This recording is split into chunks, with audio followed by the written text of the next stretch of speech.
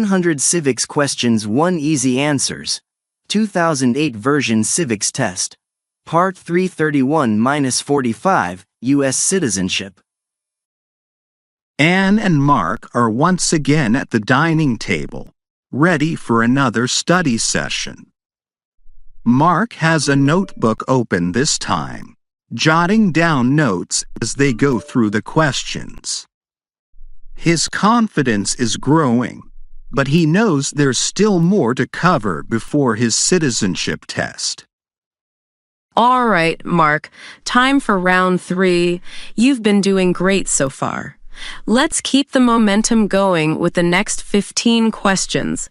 As usual, I'll give you a question, 3 answer choices, and you pick the one you think is correct. Then I'll explain why it's the right answer. Sounds good. I feel like I'm getting the hang of this. Let's go. Question 31. When was the Declaration of Independence adopted? A. July 4th, 1776. B. September 17th, 1787. C. December 25th, 1776. I think the answer is A. July 4th, 1776. That's correct. The Declaration of Independence was adopted on July 4th, 1776, marking the American colonies' formal separation from Great Britain. That's why we celebrate Independence Day every year on July 4th. Question 32. What is the capital of your state? A. Los Angeles. B. Answers depend on where you live. C. New York City. I think the answer is B. Answers depend on where you live. Right. Each state has its own capital, so the correct answer depends on where you live. For example, if you live in California, the capital is Sacramento. If you live in Texas, it's Austin. You'll need to know your state capital for the test. Question 33. Name the U.S. war between the North and the South. A. The Civil War. B. The American Revolution. C. World War I. I think the answer is A. The Civil War. Correct. The Civil War, 1861 to 1865, was fought between the Northern States, Union, and the Southern States, Confederacy, over issues like slavery and states' rights. The Union won, leading to the abolition of slavery. Question 34. Who makes federal laws?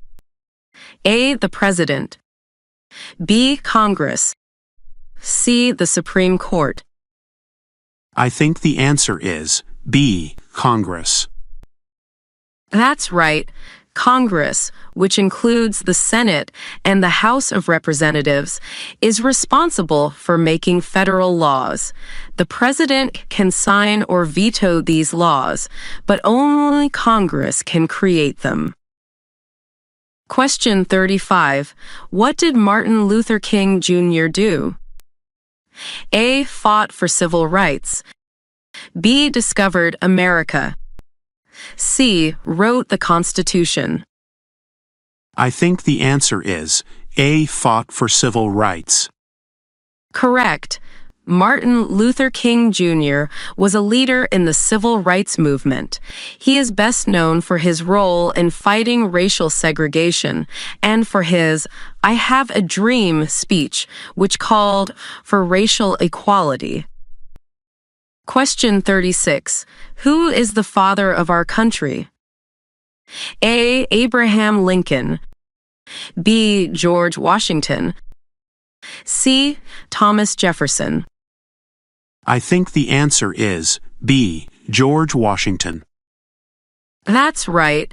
George Washington was the first U.S. president and a key leader in the American Revolution. Because of his leadership in founding the country, he is often called the father of our country. Question 37. Where is the Statue of Liberty? A. New York Harbor. B. Washington, D.C. C. Philadelphia. I think the answer is New York Harbor. Correct. The Statue of Liberty is located on Liberty Island in New York Harbor. It was a gift from France in 1886 and is a symbol of freedom and democracy. Question 38. If both the president and the vice president can no longer serve, who becomes president? A. The Secretary of State. B. The Speaker of the House. C. The Chief Justice. I think the answer is B. The Speaker of the House. That's right. If both the president and vice president can't serve, the Speaker of the House is next in the line of succession. This ensures continuity of government leadership. Question 39. Name one branch or part of the government. A. The President. B. The Constitution. C. The military. I think the answer is A. The President. Correct. The President is part of the executive branch. The U.S. government has three branches: executive, led by the President; legislative, Congress; and judicial, Supreme Court. These branches balance each other's power. Question 40. What is one responsibility that is only for United States citizens? A. Pay taxes. B. To vote in a federal election. C. Serve in the military. I think the answer is B. To vote in a federal election. Exactly. Only U.S. citizens can vote in federal elections, like those for president and Congress. Voting is an important civic duty in a democracy. Question 41. What are the two parts of the U.S. Congress? A. The Senate and House of Representatives. B. The President and Vice President. C. The Supreme Court and the Cabinet. I think the answer is A. The Senate and House of Representatives. Correct. Congress is made up of two parts: the Senate, where each state gets 2 senators, and the House of Representatives, where representation is based on state population. Question 42. Name one right only for United States citizens. A. To vote in a federal election. B. Freedom of speech. C. Freedom of religion. I think the answer is A. To vote in a federal election. That's right. While freedom of speech and religion apply to everyone in the U.S., only citizens can vote in federal elections. Question 43. What did the Declaration of Independence do? A. Announced our independence from Great Britain. B. Freed the slaves. C. Created the U.S. Constitution. I think the answer is A. Announced our independence from Great Britain. Correct. The Declaration of Independence, adopted on July 4, 1776, declared that the American colonies were no longer under British rule. Question 44. What is one reason colonists came to America? A. Freedom. B. To escape from paying taxes. C. To become British citizens. I think the answer is A. Freedom. Exactly. Many colonists came to America seeking religious freedom, economic opportunities, or an escape from oppression in Europe.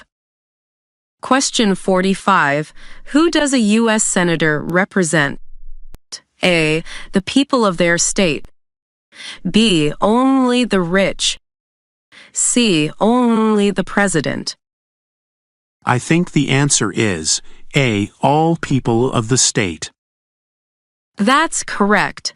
U.S. senators represent all the people of their state, regardless of political party or economic status. Fantastic job, Mark. You're really getting the hang of this.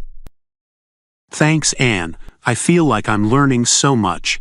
Let's keep going soon.